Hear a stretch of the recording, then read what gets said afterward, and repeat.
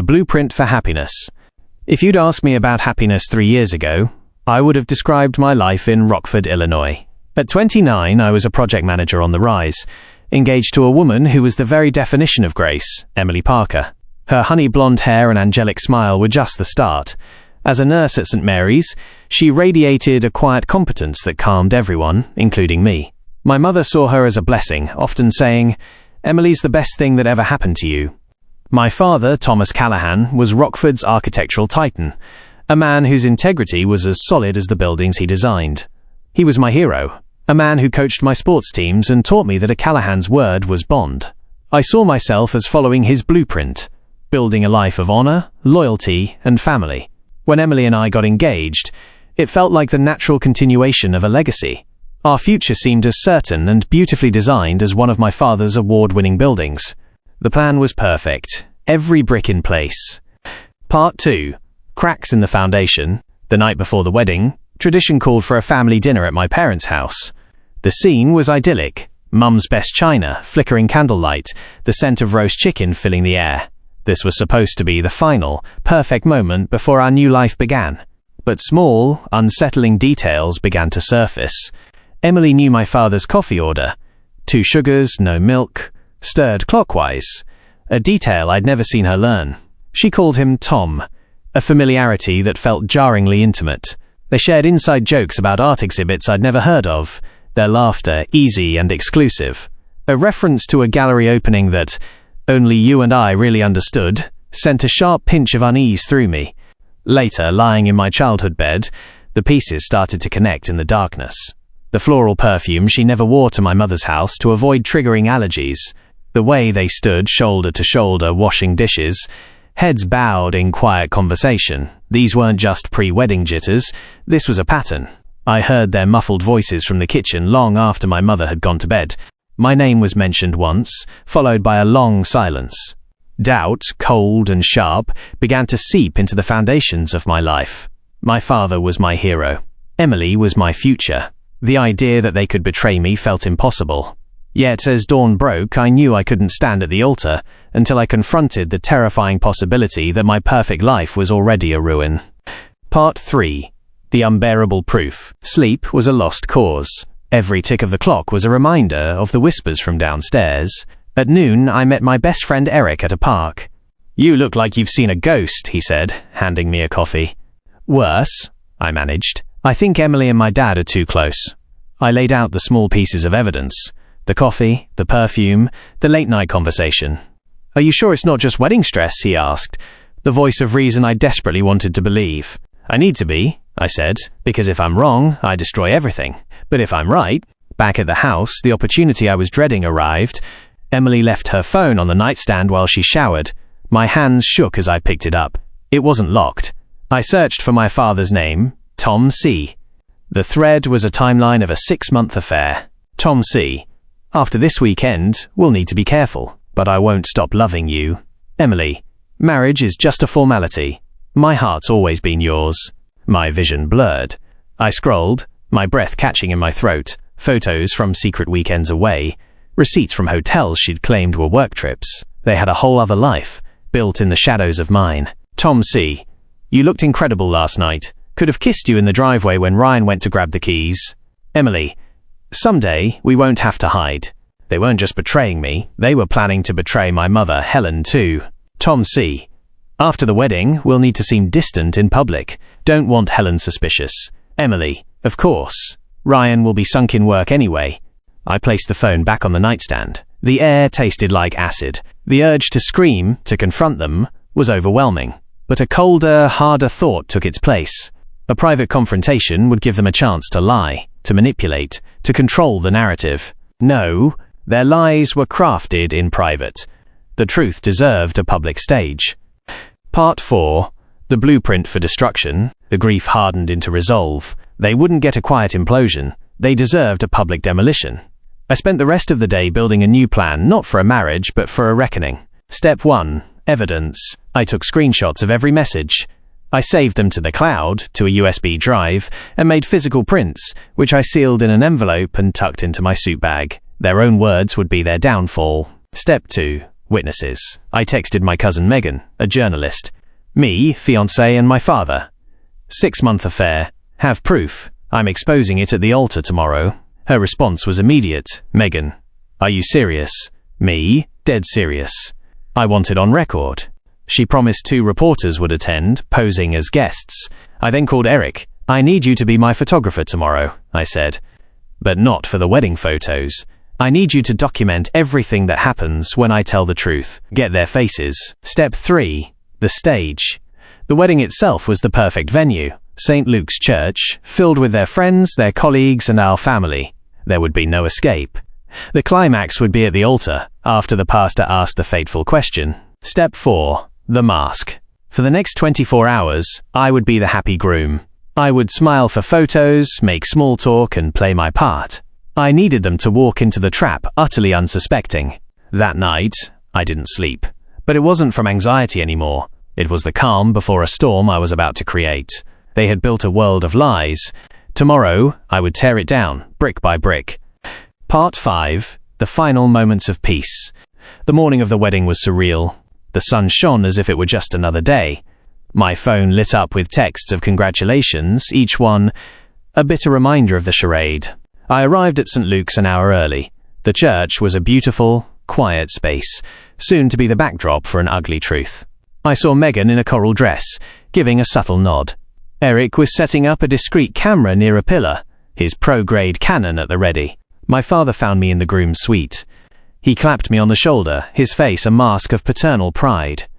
Big day, son. You found a good woman. The hypocrisy was breathtaking. Let's hope it's a day to remember, I replied, my voice steady. Then, through the window, I saw the limousine pull up. Emily stepped out, a vision in white lace. For a moment, she looked like the woman I had planned to spend my life with. But then my father went to greet her, his hand lingering on her arm, their heads close together in a shared, secret moment. The illusion shattered. The music started. Groomsmen lined up. My mother, beaming, was escorted to her seat by the very man who had been deceiving her for months. The great oak doors swung open. Emily walked down the aisle, every eye on her. Our guests saw a beautiful bride. I saw a co-conspirator walking toward her judgment. At the altar she whispered, "You look handsome." "And you," I said, my voice low and even, "are about to get exactly what you deserve." Part 6. Speak now. Pastor Evan smiled warmly. "Dearly beloved, we are gathered here today to join Ryan Callahan and Emily Parker in holy matrimony." The traditional words echoed through the silent church. My heart hammered against my ribs, a steady drumbeat counting down the final seconds. I scanned the faces in the pews, friends, family, colleagues. They were all witnesses. If anyone here can show just cause why these two may not be lawfully joined together, let them speak now or forever hold their peace. A perfect, expectant silence fell. I took a half-step forward. "Actually, Pastor," I said, my voice ringing with clarity in the cavernous space. "I can." A collective gasp rippled through the church. Emily's hand, which was in mine, went rigid. My father's face went from proud to pale in an instant. "Ryan, what are you doing?" Emily hissed, her smile gone. "I'm answering the pastor's question," I said, turning to the stunned crowd. It would be a fraud to continue. "You all deserve to know that my bride and my father have been having an affair for the last 6 months." The silence that followed was absolute, a vacuum of shock. My mother's hand flew to her mouth, her eyes wide with disbelief, fixed on my father. "Tom?" she whispered, the name a question and an accusation. He didn't answer, so I did. I pulled out my phone. "I'll read you one of their texts," I announced. "Marriage is just a formality," Emily wrote to my father. "My heart's always been yours." "Ryan, stop this," Emily pleaded, tears welling. "Why? Ashamed to have your own words read aloud?" I held up a printed hotel receipt. "Or how about the weekend you told me you were with your sick sister? You were actually at the Palmer House in Chicago." "With him?" I gestured to my father. A low murmur grew into a buzz of horrified whispers. My mother stood up, her voice trembling but strong. "Thomas, is this true?" He stood frozen, a statue of guilt. That was all the answer she needed. Her face crumpled, not just in sadness but in fury. "And this one is my favorite," I said, delivering the final blow. "Ryan will never notice," she texted him. He's too wrapped in work." I looked from her to him. "It seems you both underestimated me." I turned back to the pastor. "There's nothing to bless here. The wedding is off." With that, I laid the microphone on the altar, turned my back on them both, and walked down the aisle, leaving the ruins of their lies behind me. Part 7. The public fallout. The church erupted behind me. As I stepped out into the sunlight, the sounds of shouting and sobbing followed. Eric met me on the steps, his camera still rolling. "You did it," he said, his voice a mix of shock and awe. Inside, the scene had descended into chaos. My mother, no longer crying, confronted my father with icy rage. 30 years, Tom," her voice carried through the open doors.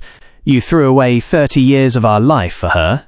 Emily's father, a quiet, dignified man, walked over to my dad. "You have shamed my daughter and my family. I hope it was worth it." The most telling moment came when my mother, with the eyes of 200 people on her, slapped my father hard across the face. The sound cracked through the church. "That's for me," she said, her voice shaking. "The divorce papers will be from my lawyer." Guests began to spill out, most avoiding eye contact, some offering a quiet, "I'm so sorry, Ryan," or a firm, "Good for you." Emily, her face streaked with mascara, was whisked away by her bridesmaids, silent and broken. My father left shortly after, getting into the same limousine, not with a new bride, but with the woman who had helped him detonate his own life.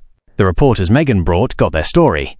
Eric's footage was online within hours. The story didn't just stay in Rockford, it went viral. The headline read, "Groom exposes father's affair with bride at the altar." The fallout was swift and brutal. The truth, once exposed to the light, burned everything it touched. Part 8. The collateral damage. In the weeks that followed, the consequences cascaded. The viral clip wasn't just gossip, it was evidence. My father's architectural firm, built on a reputation of integrity, launched an internal investigation. They discovered he'd been using company funds to pay for his secret trips with Emily. He was suspended, then forced to resign. His name, once synonymous with respect, was now a local punchline.